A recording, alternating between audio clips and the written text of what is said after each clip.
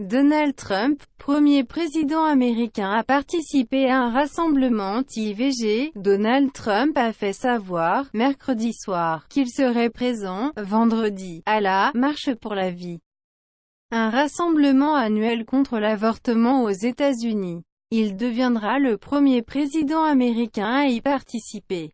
C'est une première. Jamais un président américain n'avait participé à la « Marche pour la vie ».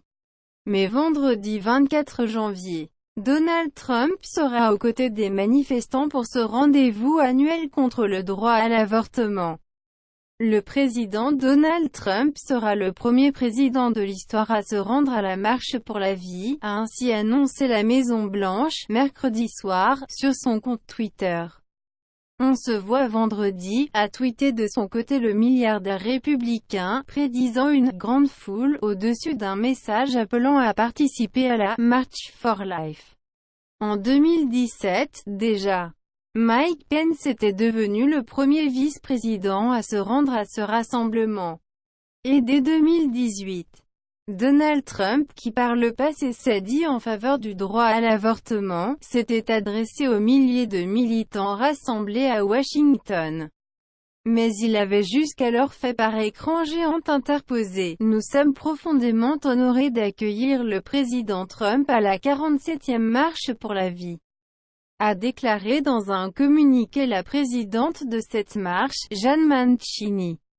De la nomination de juges pro-vie, à la réduction du financement par les contribuables des avortements ici et à l'étranger, et à l'appel à cesser les avortements tardifs.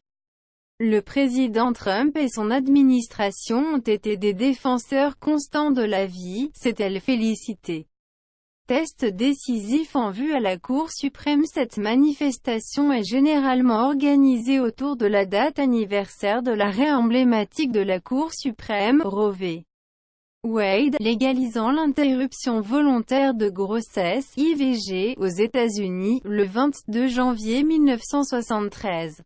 Depuis l'élection de Donald Trump, les militants anti-avortement ont été galvanisés par le remaniement de la Cour suprême engagé par le locataire de la Maison-Blanche, candidat à sa réélection en novembre, qui y a nommé 2 juges opposés à l'avortement, plus grand que États-Unis. 46 ans après, Roe versus Wade, le droit à l'avortement menacé.